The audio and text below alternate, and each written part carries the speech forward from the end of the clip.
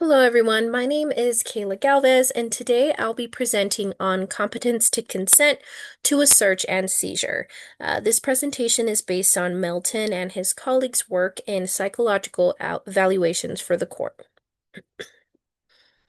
So let's get started with the concept of decisional competence.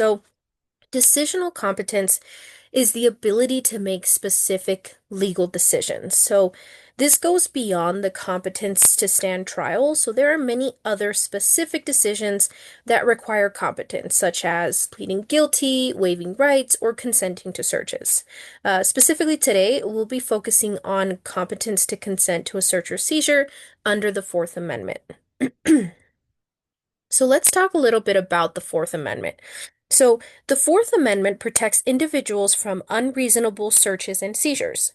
Normally, police require warrants to be based on probable cause.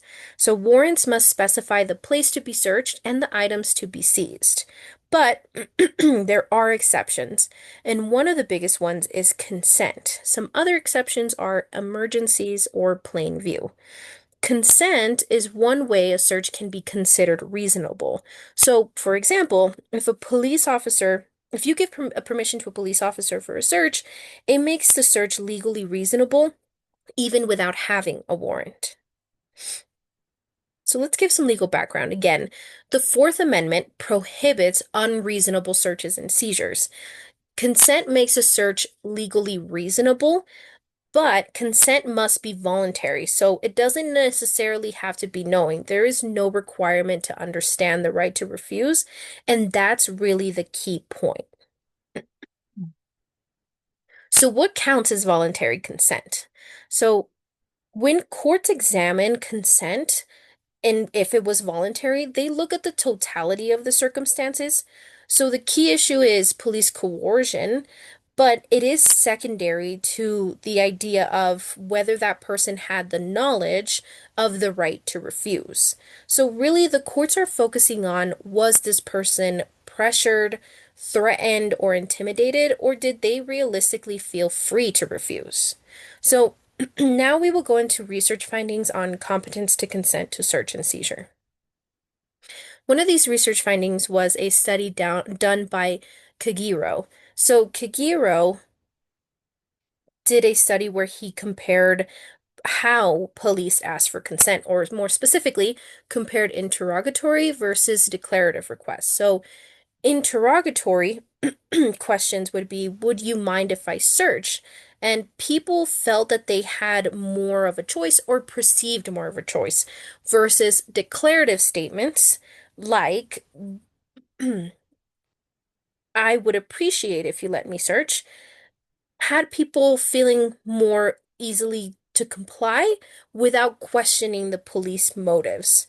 So it really shows how police officers could phrase the request and how it directly impacts whether consent feels voluntary.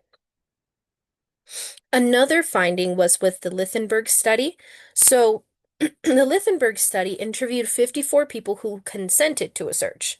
But the main reason for consent was this concept called fear of reprisal.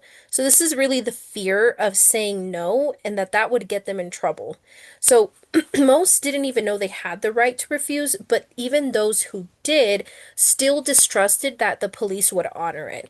And interestingly enough, factors like education and employment didn't really make a difference in whether people consented, and it did not affect the likelihood of consent. In other researchers' findings like Nadler, many citizens didn't feel like they had the right to decline or leave.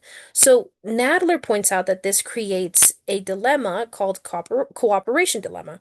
So even though you agree to the search or you don't really want to agree, if you refuse, you may face risks of negative consequences. So the real question is whether voluntary consent is actually voluntary. So, what does this mean for courts and mental health experts? Really, evaluations should consider coercion or fear present during consent, whether a citizen realistically felt free to refuse, and then comparison to confession voluntariness standards. So, courts and mental health experts should carefully consider the psychological factors behind consent. So, this is the media source that I chose. Um, the media source recounts the events of 1957 when Daltrey Mapp refused to allow police into her home without a search warrant. This video shows how the police had gone into Mapp's home without a warrant. At this point, that they were claiming they were looking for a bombing suspect, but ended up finding illegal gambling equipment, and they were trying to use this evidence to incriminate her.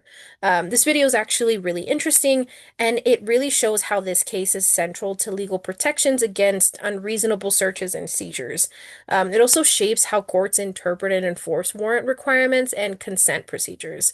So, I mean, the video not only lays out the foundation and the understanding of the history of competence to consent to searches and seizures, but it also examines whether officers should inform individuals of their right to refuse a search. And it kind of explores that tension between potentially allowing guilty individuals to go free, or on the other hand, failing to respect the constitutional rights of the individual. So it's actually super interesting and a great video to explain this topic. So, with said topic and media source, the discussion question that I chose is, if someone involved in a case like Map v. Ohio was struggling with a mental health issue that affected their judgment, what should a mental health professional or judge look for to decide whether that person could genuinely understand and agree to a search? I think this question closely relates considering psychological factors during evaluations and also understanding the findings of other researchers such as Nadler and Lichtenberg.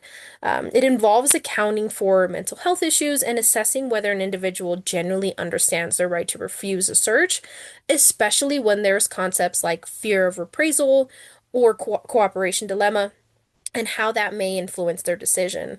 I think it can also highlight how sensitive these cases can be and underscores the importance of evaluating competence within specific circumstances that were present in the moment of consent rather than just making broad comparisons.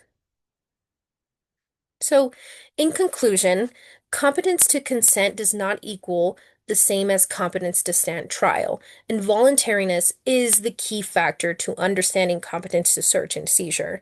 And most of the time, research shows that coercion and fear often undermine genuine consent. I think understanding this also helps to ensure that consent is truly voluntary and that people's constitutional rights are respected.